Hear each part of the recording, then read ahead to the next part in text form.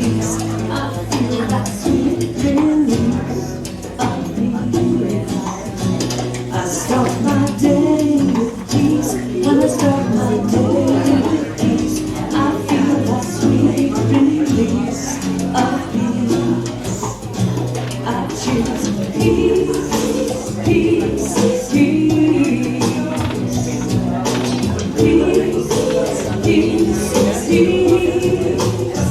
I feel at peace.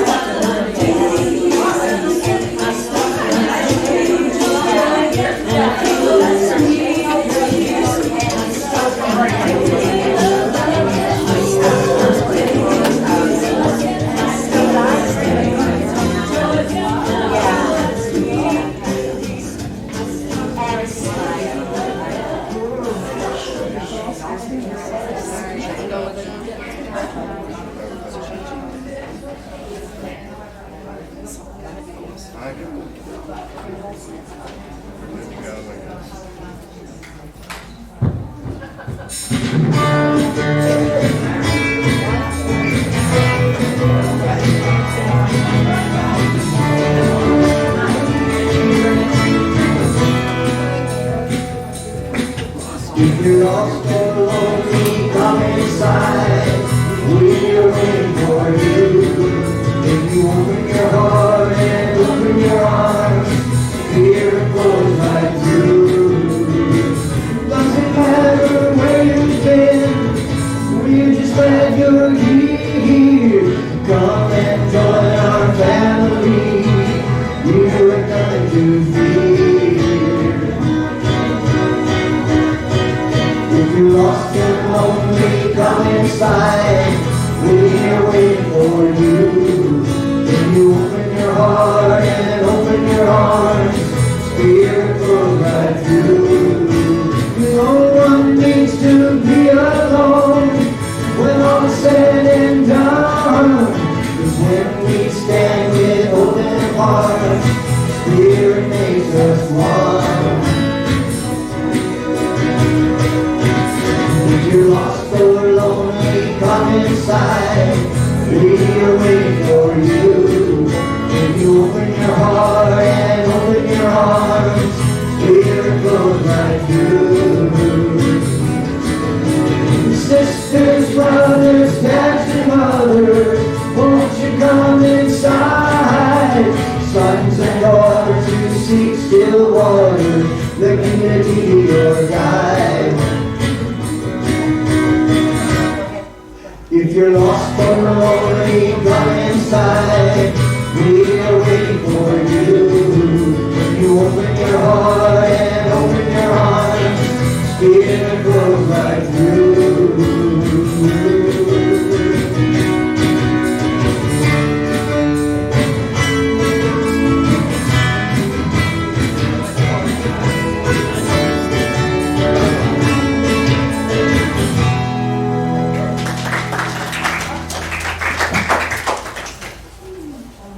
Good morning. Good morning. Happy Sunday.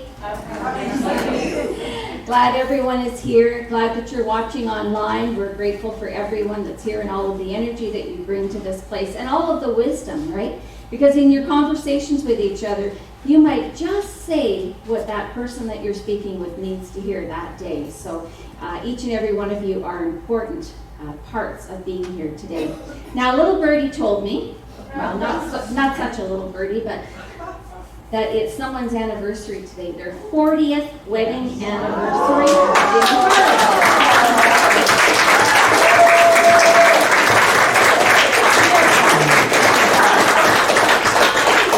Congratulations, 40 years. Wow. 40. It was 12. Oh, that's great. Well, I hope that you have a wonderful celebratory day. Yeah. And so we have a few announcements for you this morning. I invite Larry to come on up and share those.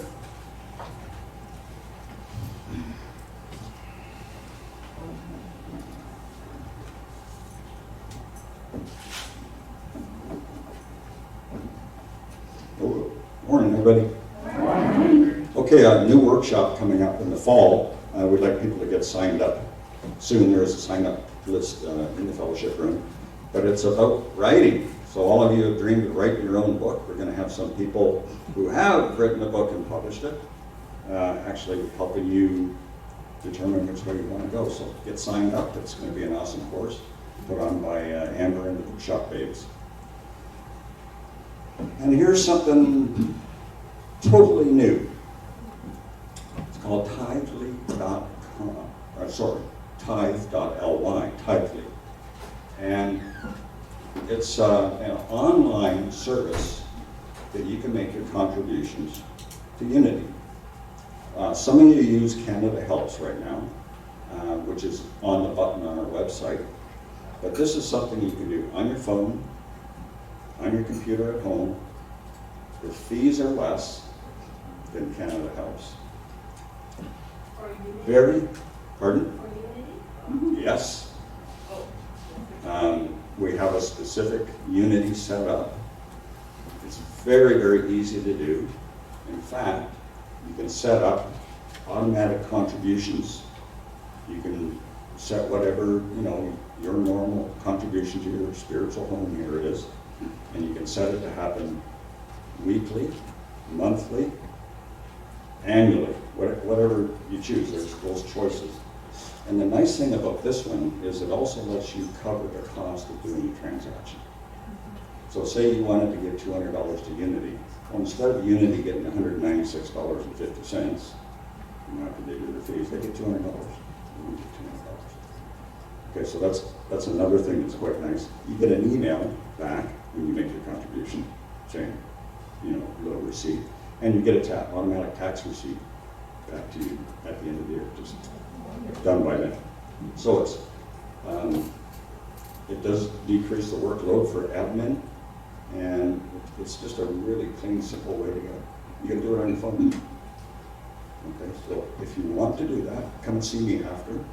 I'll explain, but it's just a matter of getting the app, and it's the green, just looks like that symbol there, the green Tithely app, and you'll do a church search, and it'll have Unity of London, and away you go. Very, very simple. But come and see me after if you're interested. Yes, you can do it on your computer. Yeah, you can set it up at home, set the payment up, and you never have to worry about it again. All right? Awesome. So come and see me if you have any questions. Thanks. Thanks, Larry. And when Larry sent out the email saying that Unity had set that up, I opened up my phone, just went to the App Store, downloaded the app. It asked which church do you want, and you just put in Unity of London. It came up. I gave a contribution. I thought, this is so cool, because when I'm not here, I can just take my phone and think, oh yeah, Sunday, okay, and just give my contribution. Because we know that we need to maintain this beautiful spiritual community, even though we don't show up on a Sunday. We want it to be here, right? So we contribute to it in an ongoing way. So thank you, Larry. That's great. That'll really bless us. So this morning I want to share with you some affirmations and ask you to speak them with me. I just finished reading Reverend Catherine Ponder's book, From Rags to Enrichment. It's her memoir. And I just love this book. And so it'll be it won't be today, but I'm going to bring it back and it'll be in the used books. And it just reminded me of the fabulous affirmations that she writes. So let's, you have them on your green slip. They're not in the same order as they are on the PowerPoint. So let's just take a look at those. So just take a look at that and then we'll affirm it together. If you didn't get a green slip, you can grab one when you go out. Yep. Okay, and take them home. Okay, so let's affirm this together. Divine substance now manifests for me as peace, wholeness, prosperity, and perfection. Together. Those blessings that are mine by divine right now come to me, and I welcome them. That's an important part, welcoming in our good. And this one, together. I rejoice and enjoy the wealth of the universe as it flows to me unceasingly now. We always want to add that now. And here's one for our spiritual home together. Our spiritual home, Unity of London, is prepared for a greater abundance than it has ever known, so that it may give to the world in greater ways than ever before. We're here about transforming lives. Okay, and so we have a song.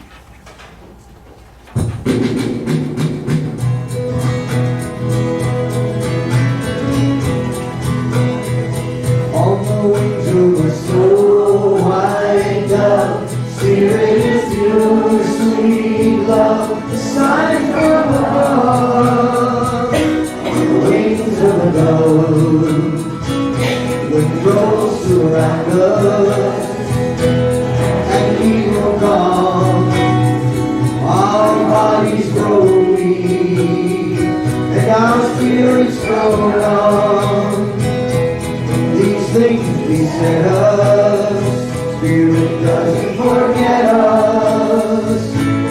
Here and above, on the wings of a dove, on the wings of a soul wind up, Spirit is your sweet love, a sign from above, on the wings of a dove.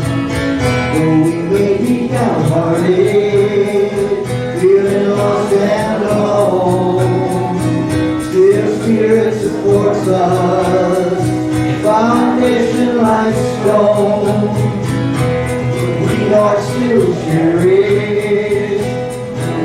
are still loved. The messages carried on the wings of a dove, on the wings of a snow white dove. Spirit is pure, sweet love, a sign from above, on the wings of a dove. Spirit is willing, even when we are weak. We harvest its blessings, even more than we see. We're lavish with kindness, we're surrounded by love. Spirit rests easy on the wings of a dove, on the wings of a snow white dove. Spirit is pure, sweet love, a sign from above, on the wings of a dove, on the wings of a snow white dove. Spirit is pure, sweet love, a sign from above, on the wings of a dove, wings of a dove.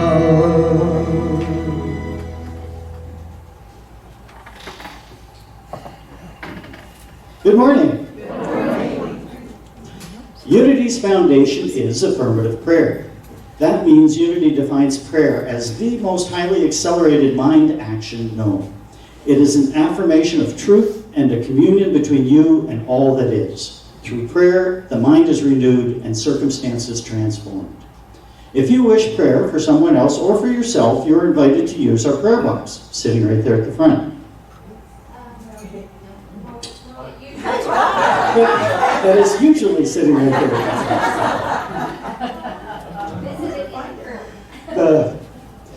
Just take one of these little pieces of paper. They are there, because I know that. And fill out just a first name only. There's no need to explain the situation, as Divine Mind is all-knowing. It'll be prayed over here at Unity by our prayer angels for 30 days and then sent on to Silent Unity for additional prayer. In addition, if you look in the seat back in front of you, you'll probably see little slips of paper that look like this. These are an opportunity if you want to partake in the International Day of Prayer next month. So all you need to do is fill these out and put those in the prayer box, and we'll see that they get forwarded through to Unity Village in time for the International Day of Prayer in September. Also remember that 24 hours a day you can call 1-800-NOW-PRAY to reach Silent Unity, where people have been praying with and for folks for over 130 years. If you wish private one-on-one prayer or the sharing of healing energy, our prayer chaplain will be available at the back of the sanctuary following the service. Just take a seat on the chair in front of them. And today's prayer chaplain is Dawn. And Dawn, would you please come forward and lead us in prayer?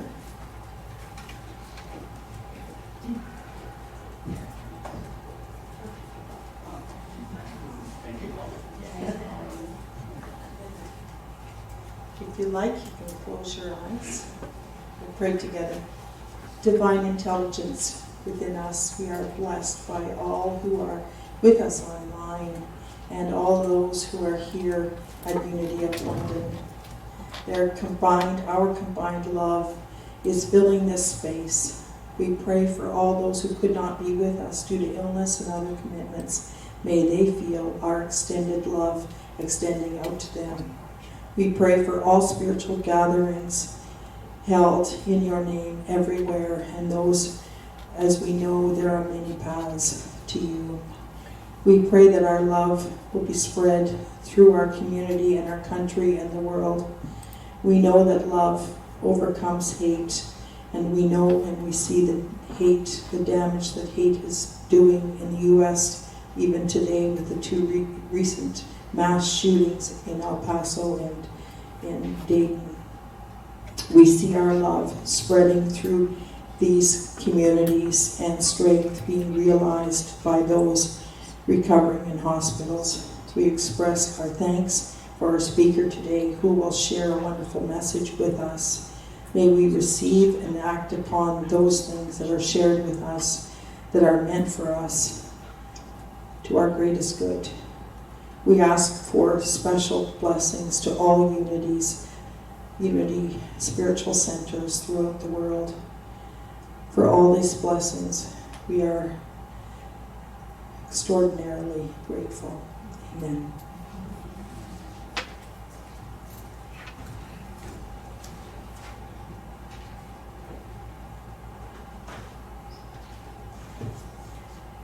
And now for a message from the Daily Word brought to us by Silent Unity. Service. I look for opportunities to serve. I make a point of developing my spiritual life. I read and study, I pray and meditate. I am part of a spiritual community. But spiritual understanding doesn't count for much unless I put it into action. So I look for ways to serve. Any act of kindness is a form of service. It might be volunteering to help the poor, but it could also be mowing a neighbor's lawn, letting someone ahead of you in the grocery line, or carpooling with children. Service ranges from full-time caregiving to something as simple as listening. Anything I do to make life a little easier for another is service. And I see opportunities to serve as soon as I look for them. Service is a spiritual practice. From 1 Peter chapter 4, verse 10, like good stewards of the manifold grace of God, serve one another for whatever gift each of you has received.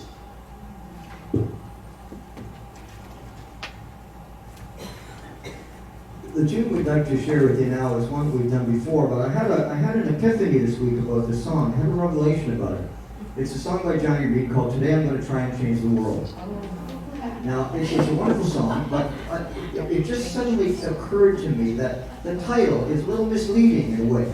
So today I'm going to try and change the world. And as Ken pointed out, that's kind of an Americanism. The proper thing to say is today I'm going to try to change the world. Grammatically, that's what it should say.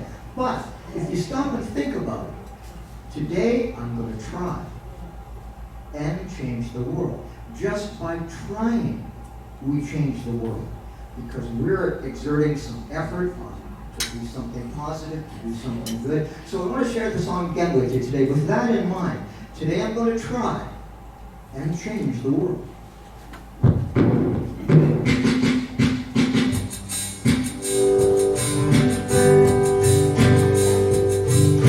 Today I'm going to try and change the world. Gonna take it one day at a time. I've made my resolution, open up my eyes. Today I'm gonna try and change the world. Gonna say hello to my neighbors, greet them with a smile. Shake the hand of a stranger, sit and talk with them for a while. Gonna tell someone I love them from the bottom of my heart. Today I'm gonna try and change the world. Today I'm gonna try and change the world. Gonna take it one day at a time. Made my resolution, open up my eyes. Today I'm gonna try and change the world. Gonna make sure my children know right from wrong. Never turn my back on those who need someone. Always gonna try to see myself through another's eyes. Today I'm gonna try and change the world. Oh, today I'm gonna try and change the world. Gonna take it one day at a time. I've made my resolution, open up my eyes. Today I'm gonna try and change the world. Made my resolution, open up my eyes. Today I'm gonna try and change the world. Well, today I'm gonna try and change the world. I'm gonna do it one day at a time.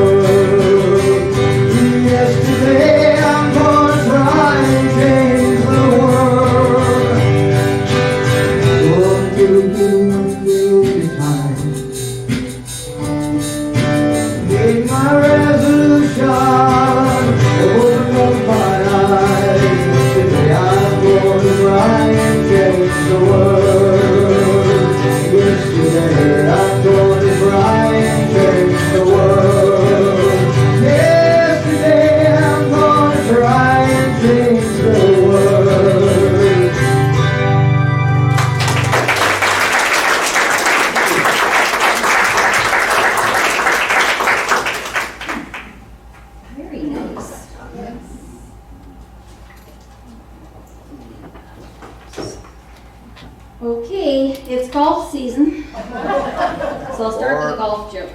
And let's call the golfer Bobby. Why not? So there's Bobby. He's at the first hole.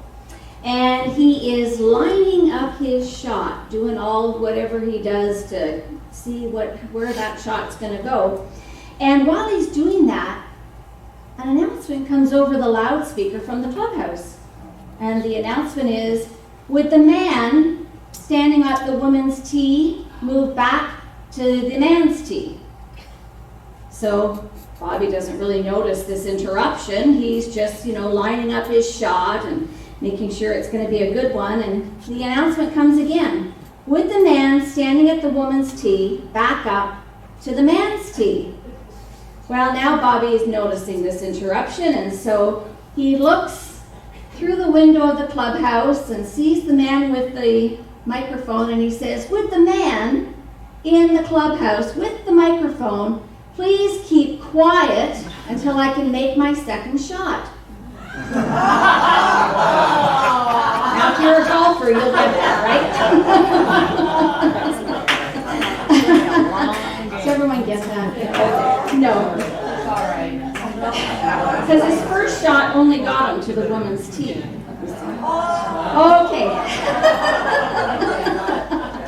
So if you read the description for today's talk, I asked the question, do you get annoyed when you are interrupted? Whether it's you're sitting and reading and your sweetie comes and asks you something or whatever. There are interruptions happening all the time. Do you get annoyed with those? Or today, can we see them as divine blessings? That there is something in that interruption that is for us and not against us. So today I want to share 4 ways that life's interruptions are divine assignments that reveal blessings and give us the opportunity to live into our divinity. And the first, life's little interruptions are portals into the present moment. The times that we feel most disconnected from spirit are when we are frustrated, upset, not feeling loved. And we're usually in that space when we're not connected to the now moment. So these interruptions that come along can actually be a blessing that become a portal that takes us into the present moment. So we're running around trying to do things, but then we're interrupted by something, by traffic, by a red light, by whatever. That interruption can take you into the present moment. And I discovered this. So a few years ago when I was traveling to Unity Village, and I was leaving the London airport. At that time you could fly from London to Detroit to Kansas City. So I'm sitting in the London airport and our flight to Detroit is delayed. In fact, it's delayed so much that we missed our connecting flight. And so the airline reroutes us, and I was rerouted to Memphis, Tennessee. Now I'm sitting in the Memphis airport and I'm waiting to catch the Kansas City flight. And I hear this announcement. They're asking for people to give up their seats. They've overbooked the flight. And I'm thinking, they're asking us to give up our seats. Like, I've already been delayed. I'm not getting there on time. I gotta call the taxi people and tell them I'm late. And all of this is going through my mind. And they want us to wait until the next day. That's asking a lot. But then all of a sudden, something happened. Something said to me, Lori, where are you? Yes, I was in an airport, but I realized I was in Memphis, Tennessee, home of Elvis Presley stuff, Graceland. And I thought, when will I ever get to Memphis, Tennessee again? So I agreed to be one of the ones. They put me up in a hotel, paid for my dinner, booked me on a flight the next afternoon. Now I had absolutely no luggage, so I went and I bought a toothbrush and toothpaste, and I headed off to the hotel. And the next morning I got up and I went to Graceland. And it was the most wonderful experience. I'm there alone, there's hardly anyone there, I think it was a Monday. And I just so enjoyed seeing all the Elvis paraphernalia. Now, it happened that the mansion was closed that day. They decided to close it on Mondays because it wasn't very busy. But what a wonderful opportunity that came out of that interruption that moved me into the present moment to realize where I was and what the possibilities were. This is Bentley and Jen's little kitty, Lexi, when she was really tiny. Interruptions give us the opportunity to connect with others. I love this quote. Everyone you will ever meet knows something you don't. That's pretty fascinating if you think of it. Every person you meet knows something that you don't. So what a great opportunity when you are stopped in your path from going this way. You can look around and see, who can I connect with? What can I learn? There was a reporter who was traveling to an interview, and he was lost. He didn't know which way to go. He was going up and down the streets, couldn't find his way. So he stopped in a little ice cream store called Scoops. And there was a teenager behind the counter, and he interrupted him, and he asked him for directions. He was so impressed with how this teenager was so helpful that he said to the teenager, you know, I'm going to come back and get an ice cream cone later.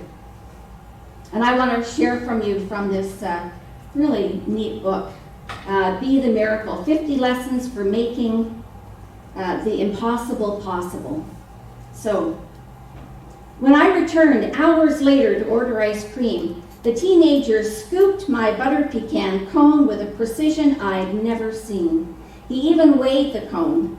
He was a black inner-city teen, probably 15 or 16, and it was just days before school was to start again for the fall. As I stood there waiting in silence, I felt a tug at my heart. Talk to the young man. Step out of your comfort zone. Interrupt him. So, where are you going to school? I asked the young boy. I don't know, he told me. One question, and the world opened up. Terence Embry told me that he had been going to Hawken School, a prestigious private school in a suburb across town, but his family ran out of money and could no longer afford their small portion of the bill that the scholarship didn't cover. What do you want to do? I asked him. Oh, I'm going to be a neurosurgeon, he said. He said it like it was a given, like nothing was going to stop him. And then he spent the next hour telling me exactly how it would happen, regardless of any obstacle. Terence wore a white polo shirt, an apron over khakis, and a hat that read Scoops. But he acted as if he were already wearing surgical scrubs. Before he prepared each cone, he went to the sink. Wash, scrub, dry, then scoop.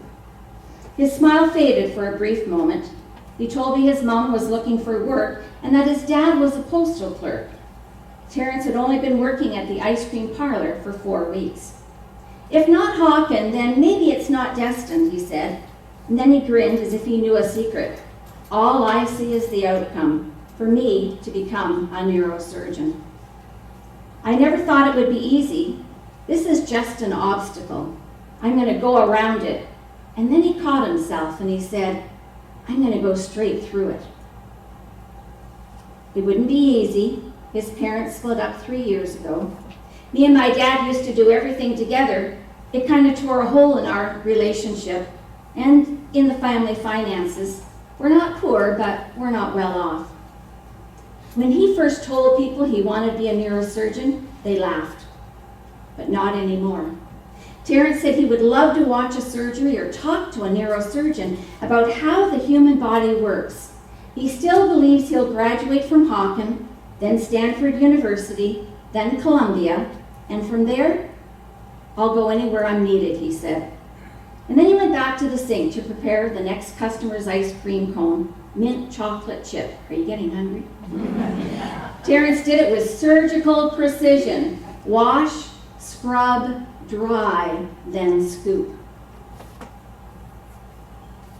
One day, it will be wash, scrub, dry, then cut.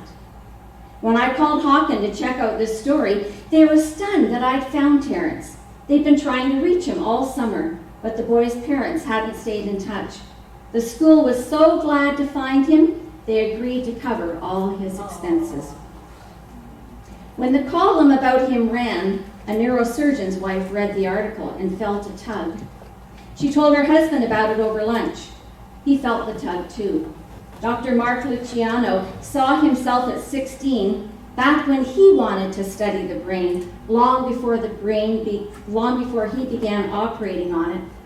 And Dr. Luciano wanted to open the door for Terrence's dream. It's a door that sits past a bright red line painted on the floor at the Cleveland Clinic, where only surgeons could pass. So he invited young Terrence to come to the hospital, talked to him about the brain, got him into his scrubs, got him into washing his, sterilizing everything, and he invited him into the operating room, where he had an opportunity to sit on a stool and look into the brain. Yeah. So that reporter's interruption, his willingness to connect, changed that young boy's life. Because the reporter was lost, the young boy was found. And both the interrupter and the interrupted received a blessing because they were open and willing to connect. The third opportunity given to us by life's interruptions is to slow down. Anyone here need to slow down a bit? You know, we get going, we get into this rush, do this, do that. But when an interruption comes, how about we just stop and try to feel our heartbeat? Or stop and take a deep breath in and become aware of our breath. And then in that moment, we can start to look around. What is there to see in this moment? This opportunity to just slow down. Instead of standing in a line, come on, I gotta go. We just slow down and we receive the blessing of the moment. And number 4, open your eyes and look for the presence. You know, divine spirit, divine love, divine wisdom, all that is everywhere present, both in us and everywhere around us. But do we see it? Do we see it? So I want to tell you the story of a man who had many interruptions and how he handled those. And this story is from Mark chapter 5.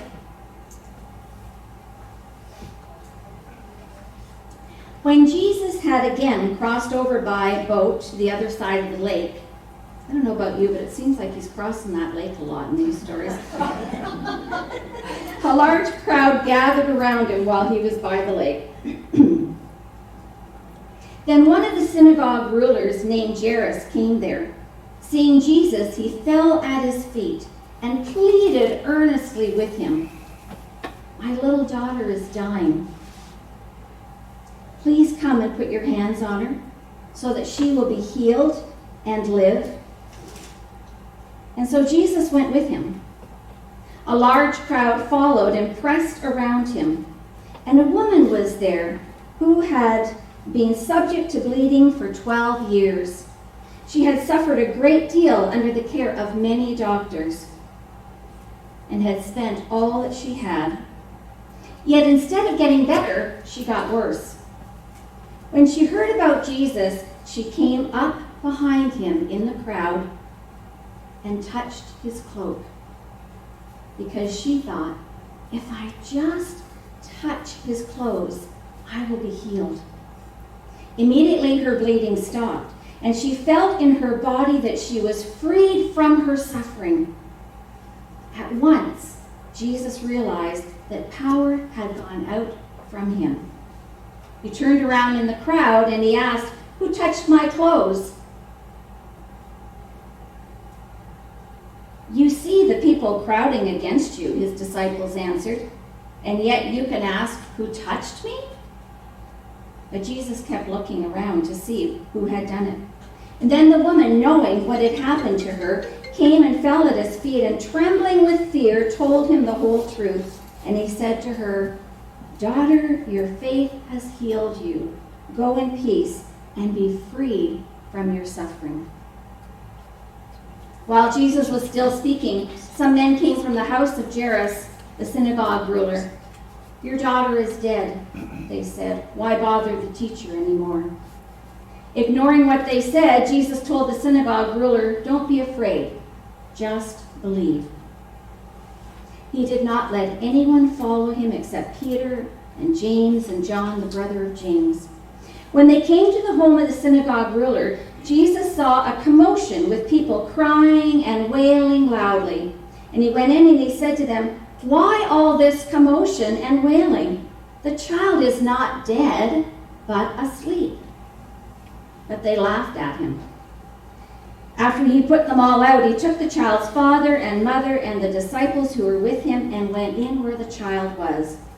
He took her by the hand and said to her, "Little girl, I say to you, get up." Immediately the girl stood up and walked around. She was 12 years old. At this they were completely astonished.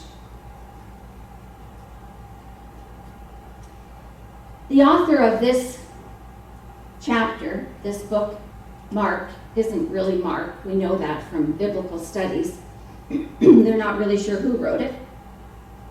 But the author uses a technique called intercalation, where he inserts one story into another so that we can understand by that inserted story what's going on in the story that frames the inner story.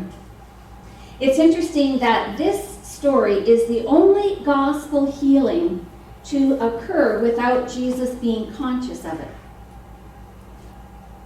And it's interesting that the stories are weaved together by the number 12. The woman had been suffering for 12 years, and the little girl was 12. So this again is another technique, a writing technique. And they're wove together because of faith.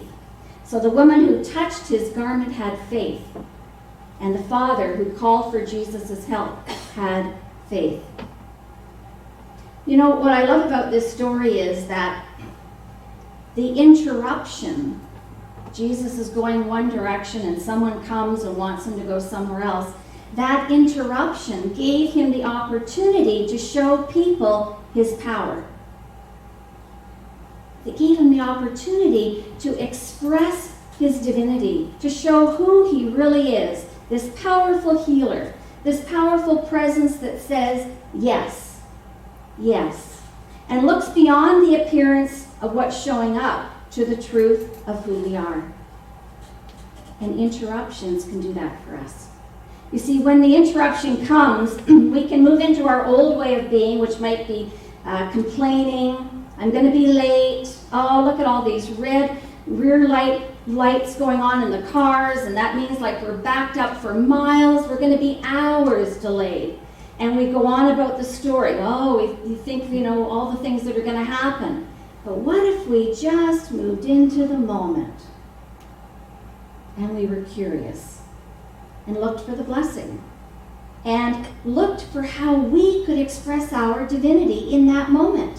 Okay, so here's an opportunity. Sort of reminded me in this moment of Bentley when you come home and he's just so excited to see you. Can we be excited about opportunities, about interruptions, instead of seeing them as a problem? Jesus said, "Don't be afraid, just believe." Interruptions are divine assignments inviting us to live into our divinity. Don't be afraid when you're interrupted. Look for the blessing. Let's take this into meditation. And let's sing, "Surely the Presence." Surely the presence of love is in this place. I can feel its mighty power and its grace. I can hear the brush of angels' wings, see glory on each face. Surely the presence of love is in this place. presence of love is in this place. I can feel its mighty power and its grace. I can hear the crush of angels' wings, see glory on each face. Surely the presence of love is in this place. Let's close our eyes and put our focus inward and cross your arms and legs and be comfortable. Focus on your breath for a moment, breathing in and out.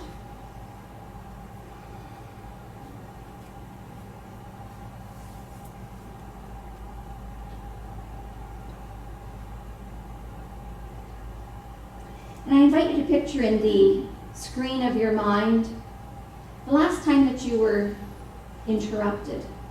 Perhaps it was you were waiting in a grocery store, some kind of a lineup somewhere.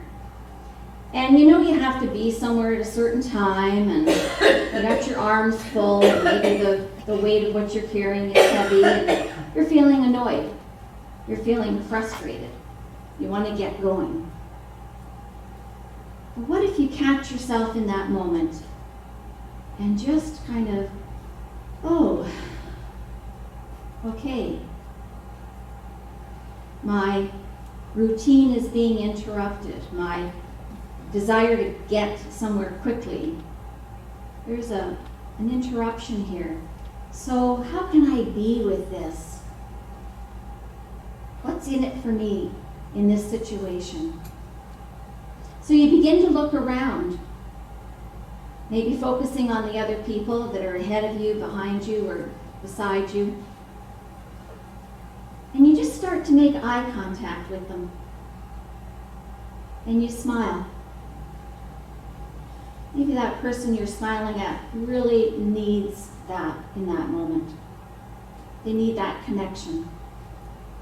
To bring them into the present moment.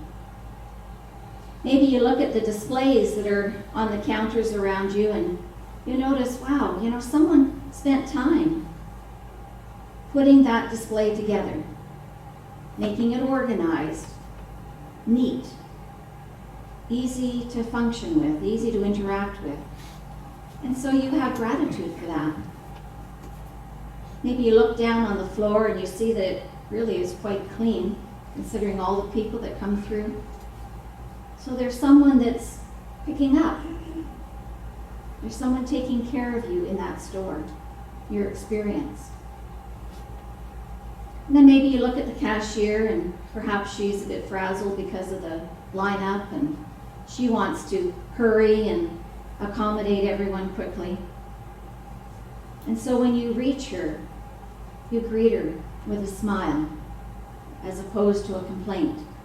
Why don't they have more cashiers on? Why do I have to wait?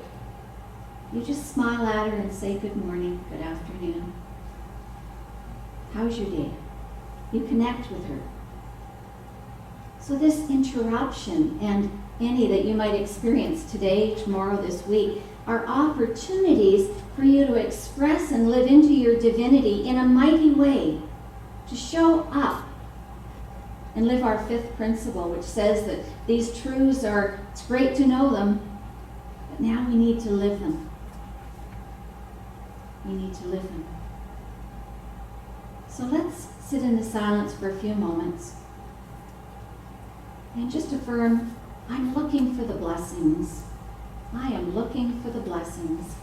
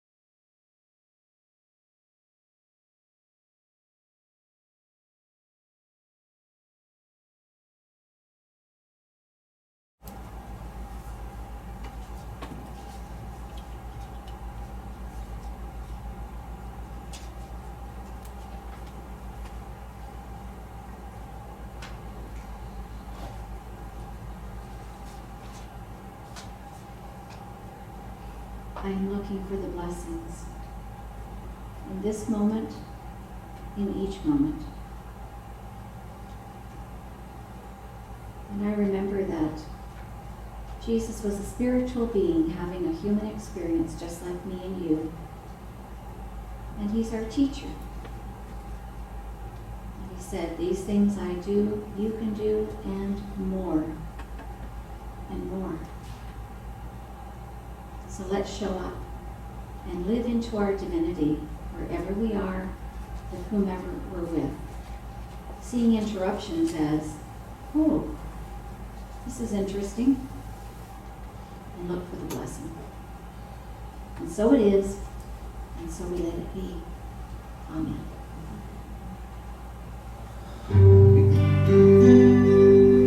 Hallelujah, hallelujah, hallelujah, hallelujah, hallelujah,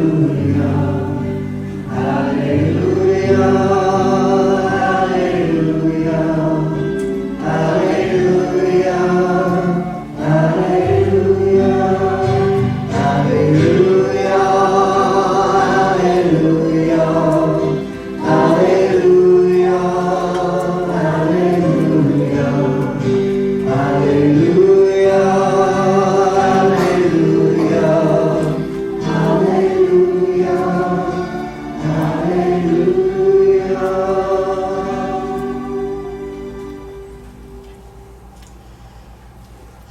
Rev Lori, thank you so much for such an enlightening talk. I never stopped to look at interruptions as a blessing. I don't think Blanca's ever looked at my interruptions as a blessing. It's nice to know that they can be divine. Now it's time for giving and receiving your tithes and offerings. Our unity principles teach us that we are one with divine source, and so we give not to source, but as source. Giving has been described as a spiritual practice of radical generosity, giving to what we wish to see flourish. Giving puts us in the flow of divine abundance. By the back door of the sanctuary on the wall, you will find intention cards, and these may also be placed in the offertory bag. This week, our prayer angels will uphold your intentions for what you want to achieve, either as a plan for your day or your life. Now let us affirm our prosperity together by saying our offertory blessing. Why love through me blesses and multiplies all that I am, all that I have, all that I give, and all that I receive, and so it is.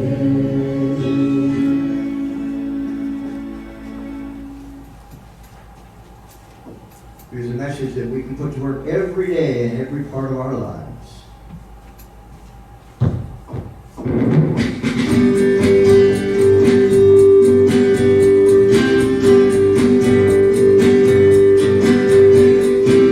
Give your fellow man, give a helping hand, put a little love in your heart. You see it's getting late, please don't hesitate, put a little love in your heart, and the world will be a better place, and the world will be a better place for you and me.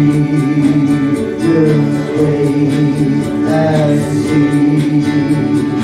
Another days go by, and still the children cry, put a little love in your heart. If you want the world to know, we won't let it go, put a little love in your heart. And the world will be a better place, and the world will be a better place for you and me. You just wait to see. Take a good look around, and if you're looking down, put your love in your heart. I hope that you decide kindness be your guide. Put your love in your heart, and the world will be a better place. And the world will be a better place for you and me. You just wait and see if the world will be a better place. And the world will be a better place for you and me. You just wait and see. Put a little love in your heart. Put a little love in your heart. Put a little love in your heart. Put a little love in your heart. Come on and put a little love in your heart. Put a little love in your heart.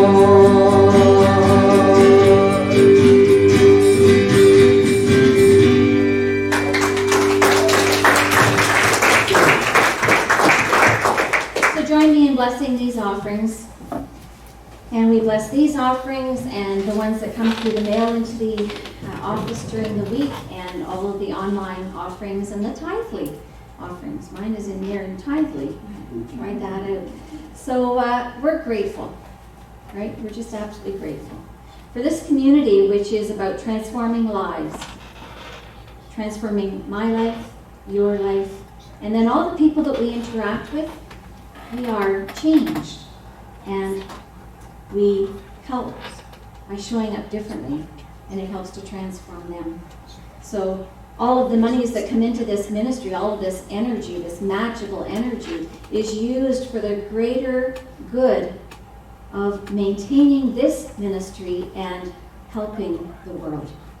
And so we are glad to give because we know the blessings that it offers. And so we say thank you, amen, amen. Okay, let's stand and sing.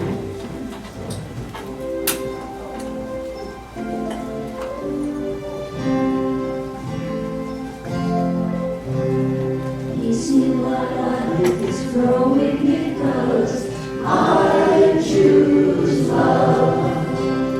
Love's always present, it's what I'm made of. I choose love. We are a part of each other. We are one. One tie that binds us that can't be undone. I choose love.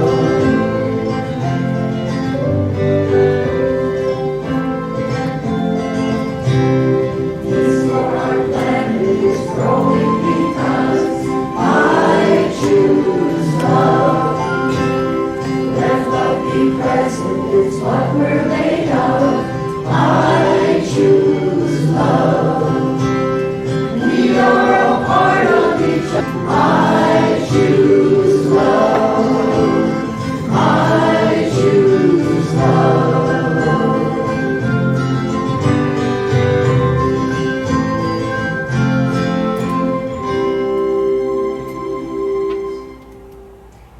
So this week going forth, yes, we choose love, and that helps us to be present for whatever shows up, to see the blessing and to be the blessing.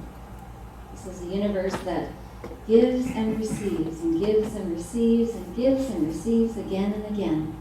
So as we are giving to others, we are also allowing ourselves to receive. And so we are blessed.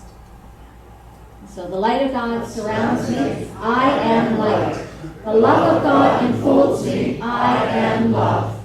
The power of God protects me. I am power. The presence of God watches over me. I am presence. Wherever I am, God is. I am divine. There was a time in my life I thought I'd have to do it all for myself. Didn't know the grace of God was sufficient.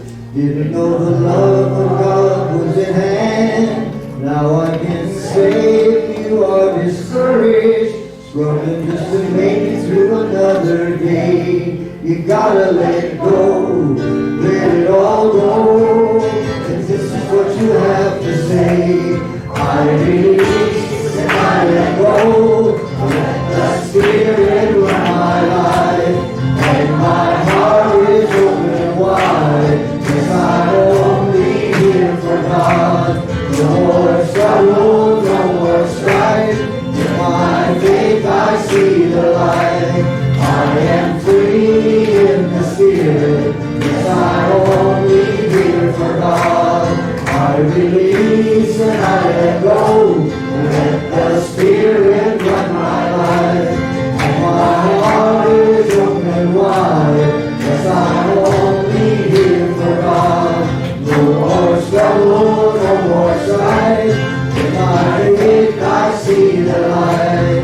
I am free in the Spirit. Yes, I